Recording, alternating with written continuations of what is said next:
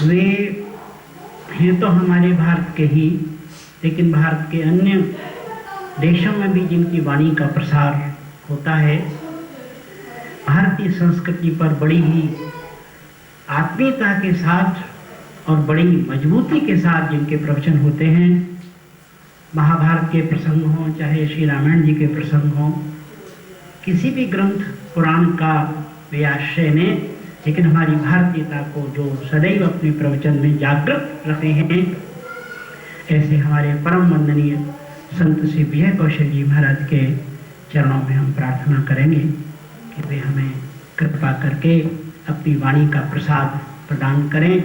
पूज्य चरण श्री विजय कौशल जी महाराज।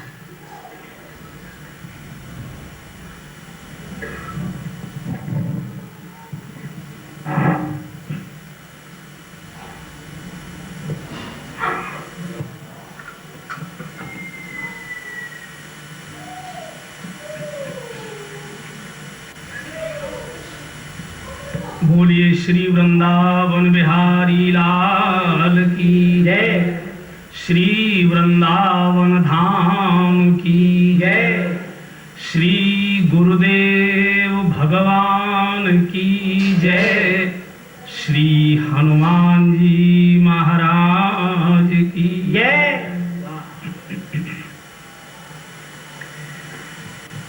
पूज्य महाराज श्री की पावन सुगंध में डूबे हुए श्रीमद् वल्लभाचार्य पीठाधीश्वर महाराज श्री की पावन उपस्थिति में अनेक पूज्य संत चरणों के सहित,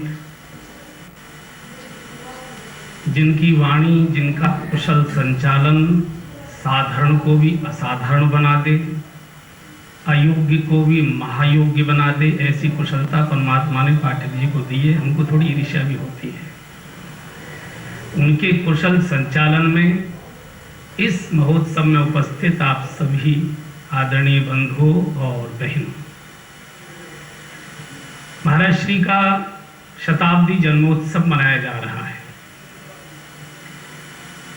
जन्मोत्सव उन्हीं का मनाया जाता है जिनका जीवन उत्सवमय रहा होता है।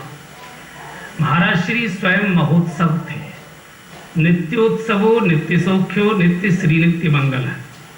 महाराज श्री महोत्सव थे। और आप जो बैठे हैं उन्होंने अनुभव किया होगा कि महाराज श्री जिस नगर में पहुंच गए वो नगर उत्सव में हो गया, जिस मैदान में पहुंच गए मैदान उत्सव में हो गया, जिस मंदिर में हॉल में पहुंच गए वो हॉल मंदिर उत्सव में हो गया, जिस घर में जाकर बैठ गए वो घर उत्सव में हो गया, जिस वृक्ष के नीचे बैठ गए वो वृक्ष उत्सव में हो गया, जिस स्थान पर बैठ गए वो स्थान उत्सव में हो गया, क्योंकि पूरा जीवन उनका उत्सवमय था। हम लोग जो उत्सव मना रहे हैं, ये देखने में लग रहा है कि महाराज श्री के गुणों का हम लोग गुणानुवाद गा रहे हैं, ऐसा नहीं है। उनके कौन गुण गा सकता है? हरि अनंत, हरि कथा अनंत, ये तो हम अपने को आनंदित करने के लिए। और मैं अखबार में पढ़ रहा था, कोई महापुरुषकर बोले थे कि महाराज श्री तो वास्तव में परमात्मा के ही अवतार थे। तब तब प्रभु धरि विविध शरीरा। बहुत बड़ा सीवियर ऑपरेशन करना होता है तो कृष्ण के रूप में आते हैं, राम के रूप में आते हैं, लेकिन कभी धर्म का जागरण करना है, तो कभी शास्त्रों का बखान करना है, तो कहीं दान की महिमा बढ़ानी है, तो कहीं फांसी पर चढ़कर राष्ट्र के लिए समर्पण जगाना है, कहीं त्याग तपस्या का दर्शन कराना है। तो ये सब परमात्मा ही विविध रूपों में आता है। महाराज श्री उसी रूप में यहाँ अवतरित हुए थे। आनंद ये है कि ऐसे बहुत से लोग हैं जो उनकी प्रकट लीला में शामिल रहे, उनके साथ उठे बैठे, उनकी सेवाएं की, उनको श्रवण किया, उनको निकट से स्पर्श किया, उनके आभा मंडल में विराजमान रहे। वो अपने आनंद को, अहोभाव को प्रकट करने के लिए उत्सव मना रहे हैं। हम सबको उसका प्रसाद मिल रहा है, हम सब सौभाग्यशाली हैं। और जीवन में सबसे बड़ी साधना शास्त्र पढ़ लेना, ध्यान में बैठ लेना, मालाओं की संख्याएं बढ़ा लेना, अनुष्ठान कर लेना, व्रत उपवास कर लेना, ये हो सकती है। साधना के अनेक रूप हो सकते हैं, लेकिन आचार्यों ने कहा है कि सबसे बड़ी साधना है गुरु के चरणों का सानिध्य प्राप्त कर लेना। इससे बड़ी और कोई साधना नहीं है। शास्त्रों से बुद्धि विकसित हो जाती है, शास्त्रों के अध्ययन से सिद्धांतों का ज्ञान, व्याख्या, प्रवचन के गुण बढ़ जाते हैं, लेकिन जीवन में सुगंधी आती है किसी सत्पुरुष के सानिध्य से, सदगुरु के सानिध्य से। और हम सब ऐसे अनेक लोग यहाँ बैठे हैं जिनको निकट का सानिध्य मिला है। इसलिए अगर जीवन में कहीं दुख है, कहीं पीड़ा है, कहीं अशांति है, कहीं उद्विग्नता है, कहीं कुछ खटपट है, तो किसी को दोष मत दीजिए, समाज को मत दीजिए, परिस्थिति को मत दीजिए, कलयुग को मत दीजिए, सरकार की व्यवस्था को मत दीजिए, बेटे बहुओं को मत दीजिए, भाई भतीजों को मत दीजिए।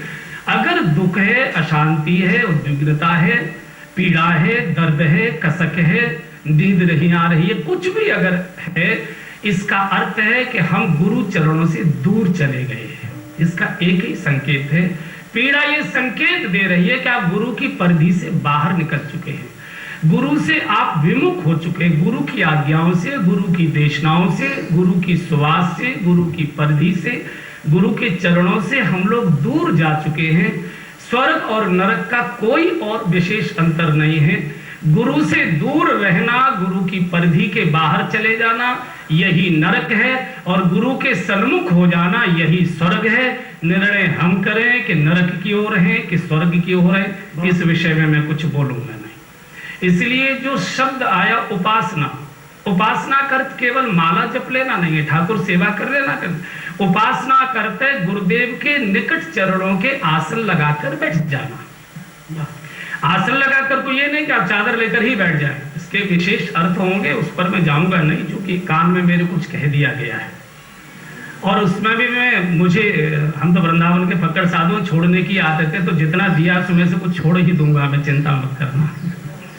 लेकिन उपासना में भय ये है, कभी बैठे कभी नहीं बैठे, समय मिला तो आसन लगा लिया, नहीं मिला नहीं। अब इसके आगे उपवास हो गया। उपवास का निराहार नहीं है, ये तो हम जैसे चतुर लोगों ने मखाने की खीर खाने के लिए उपवास कर बना लिया है। रोटी खाते खाते उब गए, आज हमारा उपवास है, थोड़ी रबड़ी तो मिलेगी, थोड़ा कुछ और तो मिलेगा, वो उसका स्थूल अर्थ हो सकता है। उपवास का अर्थ है पहले तो कभी कभी आसन लगता था, लेकिन अब तो वास ही करने लगे, अब तो गुरु चरणों में वास ही हो गया।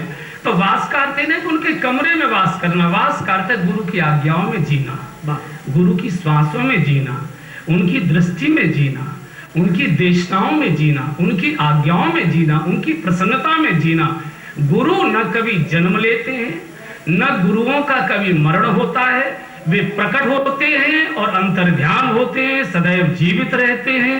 इसलिए उनकी देशनाएं, उनकी मुस्कुराहट, उनकी श्वासें सदैव जीवित रहते, उनमें जीना, यही सबसे बड़ी साधना है, यही सबसे बड़ा भजन है, और यही मनुष्य जन्म का हेतु है। बहुत विषय लंबा नहीं करूंगा। मुझे एक जैन संत की बात याद आती है, उन्होंने बहुत अच्छी परिभाषा दी है गुरु महिमा की।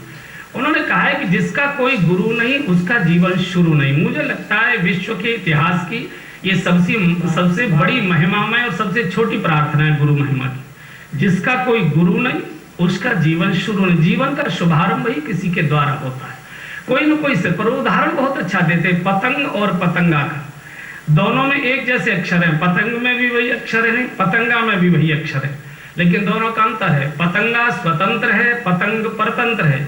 लेकिन स्वतंत्र पतंगा थोड़ी ही देर में जलकर राख और खाक हो जाता है किसी दीपक पर। पतंग भले ही परतंत्र है, डोर किसी और के हाथ में है, लेकिन पतंग हमेशा आकाश में उड़ती हुई दिखाई देती है।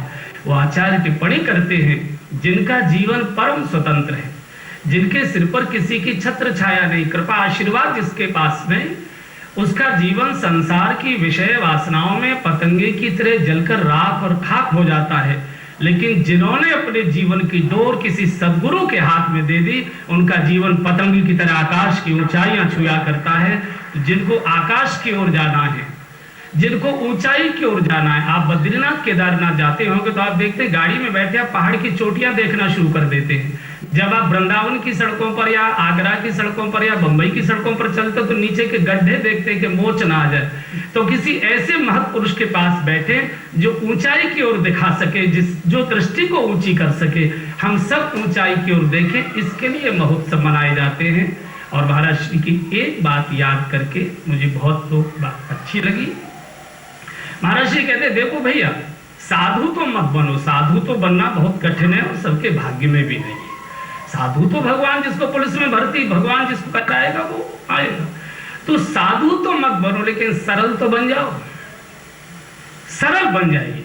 और वो कहते थे कि परमात्मा सरल हो गया, गोलोक से गांव में आ गया, ग्वालों में आ गया, अवध नगरी से वनवासियों में गिरवासियों में चला गया और मनुष्य जटिल हो गया। आज जो भगवान दूर दिखाई दे रहा है वो हमारी जटिलता के कारण है, अस्वाभाविकता के कारण है।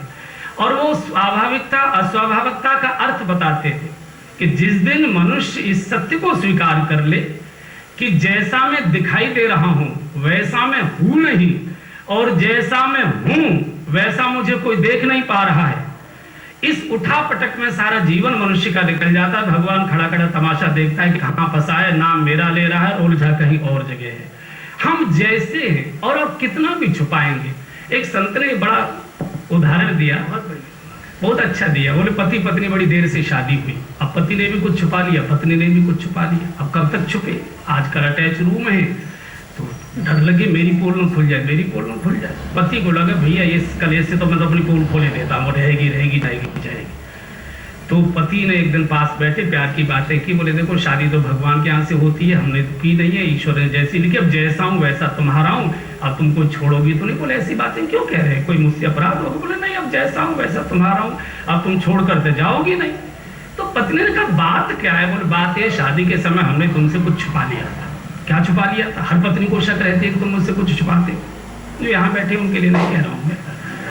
तो क्या छुपाया था? तो पति ने अपने सिर का नकली बालों का बेग उतार के पत्नी के हाथ में दे दिया, नकली बाल। एकदम जले सर का सा उसरा निकल आया, एक भी तिनका नहीं, चमकदार है। पत्नी ने बेग चूमा, हृदय से लगाया, गोद में रखा, और पत्नी ने पति के दोनों हाथ पकड़े। बोले आपने तो मेरा सारा संकट ही दूर कर दिया, मैं तो डर के मारे मरी जा रही थी कि मेरी पोल खुलेगी, हे भगवान मेरे ऊपर क्या बीतेगी। पति ने पूछा तूने क्या छुपाया? तो पत्नी ने अपनी 32 रुक टांग निकाल के पति के हाथ में दे दी। हमारा जीवन इसी को उघाड़ने और इसी को छुपाने में लगा रहता है, इसलिए नहीं कहीं और नहीं तो गुरु के सामने प्रकट हो जाएं। और अंत में बिल्कुल साधारण संत की बात बोलकर वाणी को पूर्ण करता हूं। एक संत ने कहा कि देखो भाई, जो पशु स्वतंत्र रहते हैं वो चिंतित भी रहते हैं और असुरक्षित भी रहते हैं, लेकिन जो पशु किसी खूंटे से बंध जाते हैं वो निश्चिंत भी रहते हैं और सुरक्षित भी रहते हैं। मैं समझता हूं उन संत की बात अपनी समझ में आ गई होगी।